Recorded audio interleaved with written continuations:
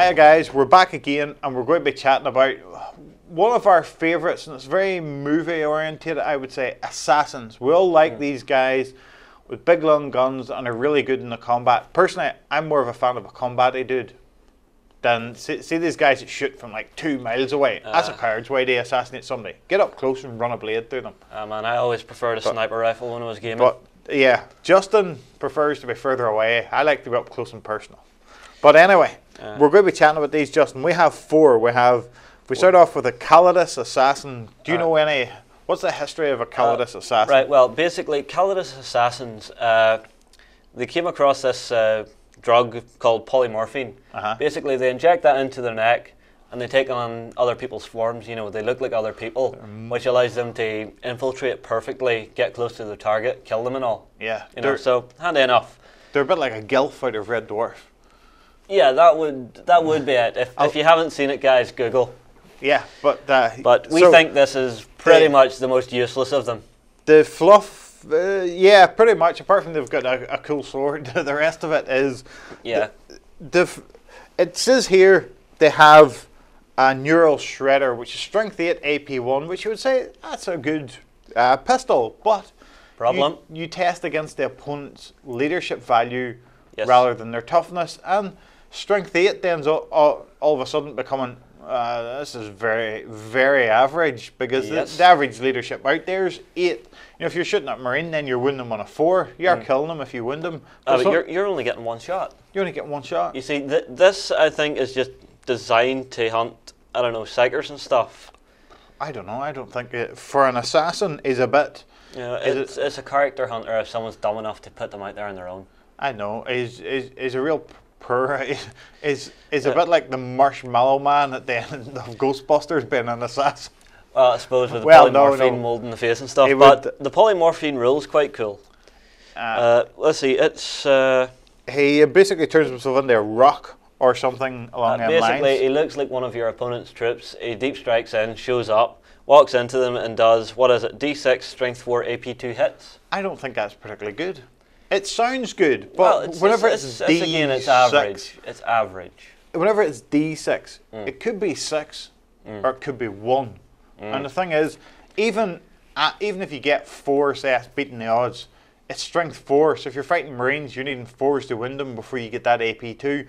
And if your Marines are like my Marines, they're always stood in a piece of terrain. Unless they're out there fighting, they're stood in a piece of terrain to get cover saves. So it's coming in, you know, getting maybe 3 to 4 attacks. Maybe getting a couple of wounds at best. Maybe getting a couple of wounds, and then you're getting a 4-up cover save. It'd be lucky to kill 1 guy with it, unless you're stood in open ground and he gets a 6.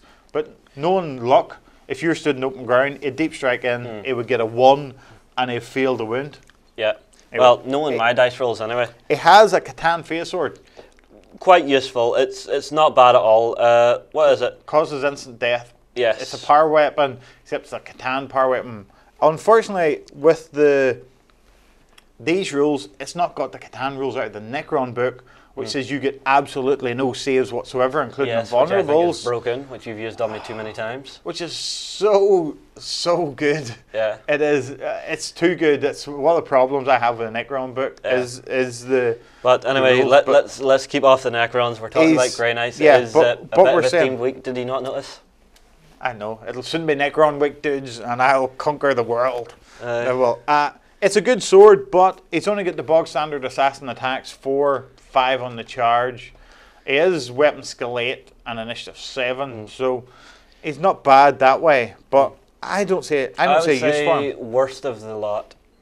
Ah, yes. Worst out of the 4 is your Callidus. He's the whipping boy. He's the T-boy for the rest of them. While they're shooting and killing, he's the guy's way to get them a drink. Well, next up we have the Culexus assassin. Now, from the fluff of these, they're basically an anti-psyker that wears a skull helmet, and there's some kind of a device on the side of it which basically takes all the psychic energy out of the area around them and turns it against the psyker that they're fighting. Which sounds good, and it makes it, I'll suck all the psyker's brains out. All of a sudden, Mephiston is useless, but it doesn't really work.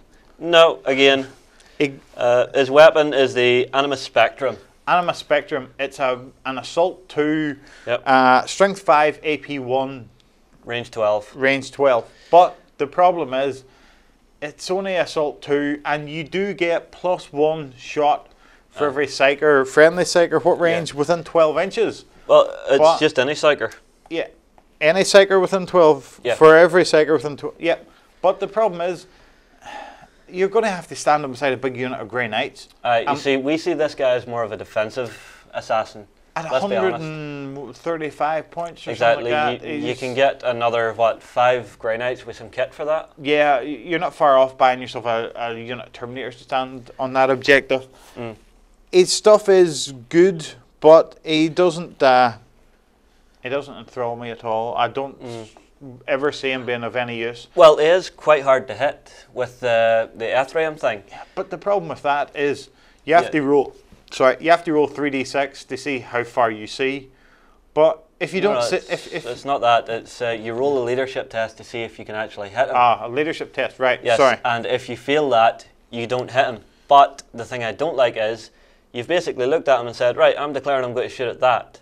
Right, now you think, I can't shoot at anything else. Actually, you can because this guy lets you. You have to roll 3 dice for your leadership test, so it's not a particularly good thing. It doesn't scare me at all. It'd have to be stood beside some Grey Knights to make his pistol worthwhile.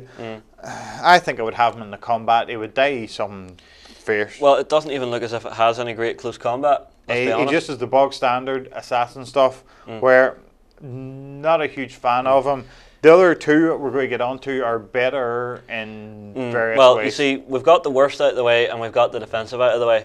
Let's go for something completely mental and offensive. The Eversor assassin. Who are these dudes? Who dropped these guys up? Their assassin order takes kids, injects them with steroids, psychotropic drugs, basically gives them roid rage and makes them want to kill everything in sight. So you pick up some innocent child, you inject them with drugs, and he goes insane. Pretty much. Is that not what you do at the weekend? No. Thank you. Thank you. But credibility right here. But anyway, no. Basically, if you're looking for a reference to it, look up Nemesis, the Horus Heresy novel. There's one in there. Basically, after they're done training these guys, they're so bad, they have to be kept in cryostasis between missions. Otherwise, they just kill everything in sight. Oh, I think I would kill everything in sight if I was picked up and injected with drugs. But yeah. But anyway, let's move on to his war gear. Good combat. Comes with Lightning Claw. It comes with Furious Charge. He gets plus D6 on the charge because he's injected with all these drugs. Just an injection with drugs before he goes to charge. No, basically what happens is he's charging in is a built-in drug dispenser in his body. Fires off combat drugs into his body. He gets pumped up, raged up, ready to roll. And it gets D6 for charging rather than just 1. Yeah. On top of his 4, he's got Lightning Claw, so he's coming in with average 7 attacks. Yeah, 7, 8 attacks, and he's re-rolling to hit, but he's hitting everybody on a 3 anyway. He's an assassin. He's weapon skill 8. Yep. He's all right. You know, he has a pistol, strength 4, AP 2, poison. So it's unlike the other guy. It's wounding you on a 2, and it's AP 2, so you're getting no saves against it. Oh, is this the Executioner pistol you're on to? The Executioner pistol. It's quite nice, and he also is that BS 8 as well. Yeah. So hitting on what, 3? No, hitting on 2, followed by a 3. Followed by a 4. Hitting on a 2, followed by a 4. Right. Which is not bad at all. Almost unmissable. You should be hitting 90+% of the time. Now, he's also got Furious Charge, which is going to give him +1 strength, +1 initiative. So he's going on at strength 5. Strength 5, initiative 8. So that would scare even a Baden, quite simply. He's hitting. Well, a Baden would probably instant death him once he got the hit. I don't know if a Baden would even get the hit because this guy it would have initiative 8, and then strength 5. It would go first against a lot of your big marine characters. I think personally a Baden might survive, but I think the likes of Logan Grimnar would be dead. Logan, Ragnar are definitely dead.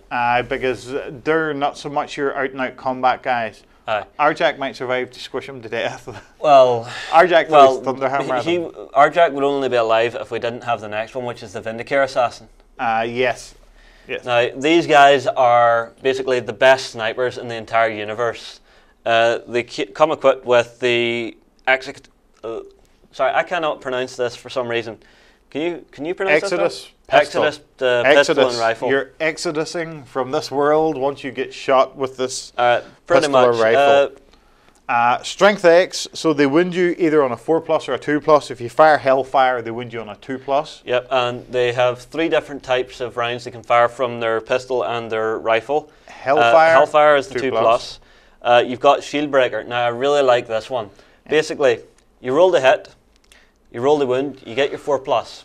Now, what happens there is, instantly, if that character has an invulnerable save, it's gone. Gone. Broken. It's just knocked it away. Yep, and you still have a wound to save. We're not 100% agreed on this, because I think if he shot you and he shot off your invulnerable save, that might be your shot. But we'll argue about this. But then, the next round, it would fire his Turbo Penetrator round. Penetrator round at you. Yep. And it just causes 2 wounds. Yeah, on a 4+, which I think is you have to roll great. 4+ to wound. It's AP1, all of this here.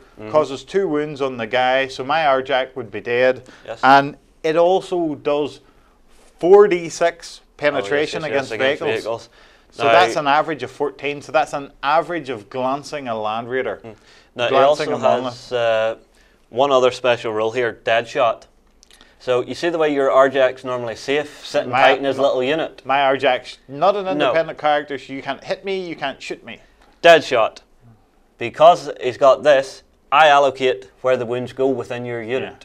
See, Justin's scared of Arjac. Arjac is a rather nasty character. I'm not scared to admit it. He is a nasty character, guys. Whenever I set Arjac on the board, Justin's hands start to shake whenever he goes to move his models near Arjac, because Arjac just does it. Does it every time. It does. But yeah, this here is for, he's not only to pick independent characters out of a unit, he can go, Parfist guy is taking this. Yep, your Sergeant's dead, your Justcar's dead. Yeah. Oh look, you have a banner bearer of Khorne. He's dead. Yeah, you've got that dude that carries a banner, gives you +1 attack. He's dead. Gone. Smack, shot in the face, dead. Yep. He is, I'll not mention any famous guys that shoot with long range guns, because I got into Buller with that. Yes, another editing headache for me. Thank you, Darrell. It's unfortunate that the Marines train most of the ones on Earth that have did that. But yeah, we'll go on. Yeah. Yeah, I think that's really all we can say for the Assassins for now. I think, are we going to try and fit some of these into the lists through the week? Yes. Vindicare's definitely getting in, because... yeah, well, the Vindicare's handy. I think the Eversor might make it in, but I think we're going to leave the other 2 alone. Yeah, don't see a point in the other 2 guys. If you have uses for them, by all means, stick it in. Stick a few comments below. But I think right now it's time for us to move on to our next video. So keep enjoying the week, guys, and we'll see you again soon.